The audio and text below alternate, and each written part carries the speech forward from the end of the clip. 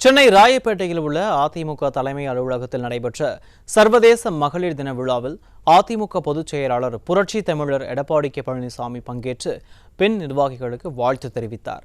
இதுகுறித்து விவரிக்கிறது இந்த செய்தி தொகுப்பு.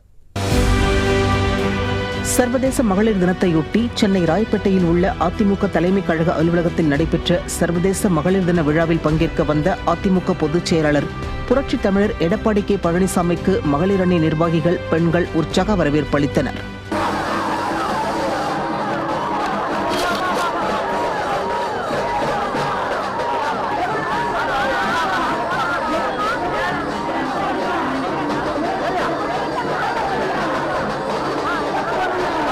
அதனைத் தொடர்ந்து தலைமை கழக அலுவலகத்திற்கு வந்த கழக பொதுச் செயலாளர் அலுவலக வளாகத்தில் உள்ள புரட்சித் தலைவர் எம்ஜிஆர் மற்றும் புரட்சித் தலைவி ஜெயலலிதா ஆகியோரது சிலைகளுக்கு மலர் தூவி மரியாதை செலுத்தினார்.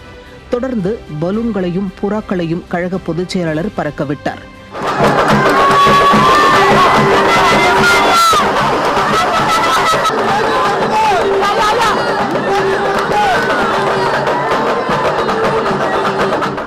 தொடர்ந்து கழக மகளிர் அணி செயலாளரும் முன்னாள் அமைச்சருமான ப. வளர்மதி தலைமையில் மகளிர் அணி நிர்வாகிகள் கழக பொதுச் செயலாளருக்கு ஆளுயர சாக்லேட் மாலை அணிவித்தனர்.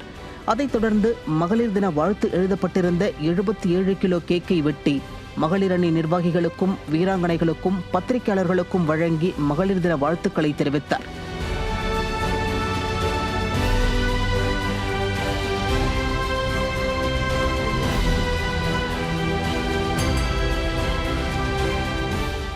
பின்னர் மகளிர் தின சிறப்பு பாடல் அடங்கிய குறுந்தகடு ஒன்றை கழக பொதுச் செயலாளர் வெளியிட்டார்.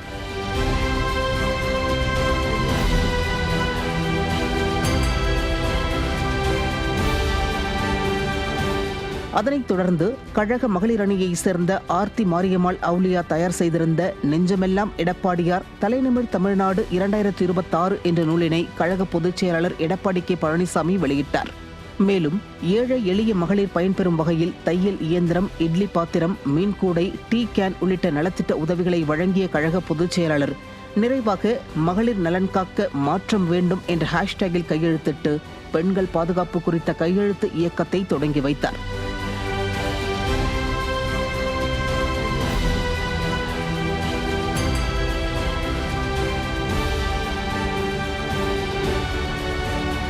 அதைத் தொடர்ந்து கழக பெண் நிர்வாகிகள், கழக பெண் தொண்டர்களுக்கு அறுசுவை உணவை கழக பொதுச் செயலாளர் வழங்கினார்.